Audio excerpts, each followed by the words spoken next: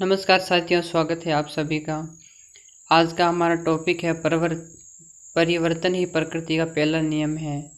यानी परिवर्तन तो होते रहते हैं प्रकृति में, यह प्रकृति का नियम है।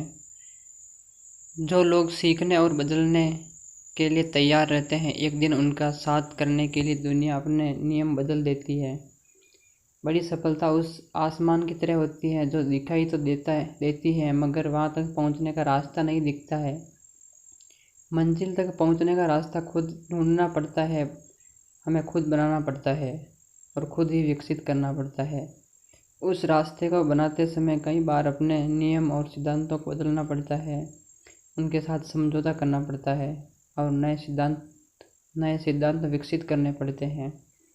जिन लोगों ने महान सफलताओं की लकीर खींची है, उन्होंने हजारों तरह के उतार चढ़ाव देखे हैं, हजारों बार हार का स्वाद चखा है, हजारों बार टूटे हैं, हजारों बार अव्यक्त निराशा का अनुभव किया है।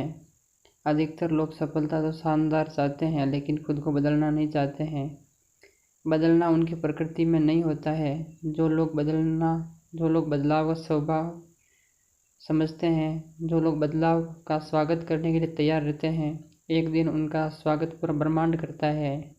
भविष्य आपका पूरा खाली है, यानी कोरे कागज़ की तरह होता है। भविष्य को अपनी कल्पनाओं के अनुसार कागज़ पर उतारने की आवश्यकता होती है। एक बार कागज़ पर भविष्य का स्वरूप तय हो जाए तो फिर साकार करना असंभव नहीं होता है। सिर्फ खुद को बदलाव की अग्नि से गुजरना होता है।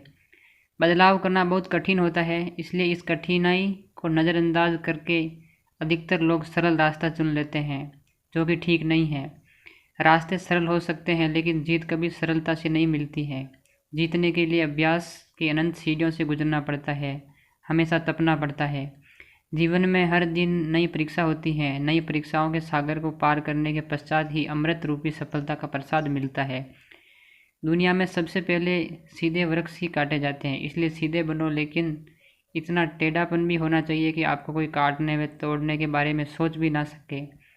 सज्जन होना अच्छा होता है, लेकिन सज्जनता के साथ कुटिलता का संगम होना भी अति आवश्यक होता है। इसलिए खुद को ऐसे डालें कि जीवन में कभी भी निराशा न हो और हमेशा कठिनाइयों के मार्ग पर चलते हुए सफलता के चरम लक्ष्य को प्राप्त कर सकें।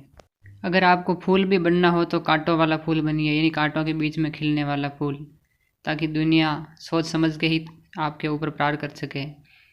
ये दुनिया एक जंगल है, इसमें यदि घास खाने वाले जीव है तो मांस खाने वाले जीव भी हैं।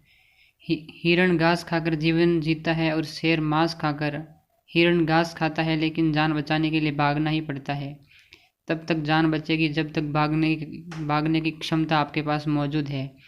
इसलिए जंगली बनो, लेकिन पालतू नहीं। घरेलू जीव सिर्फ पालतू बनकर रह जाते हैं। यह उदाहरण जंगल के लिए था, लेकिन इसका संदेश मानव समाज के लिए भी है।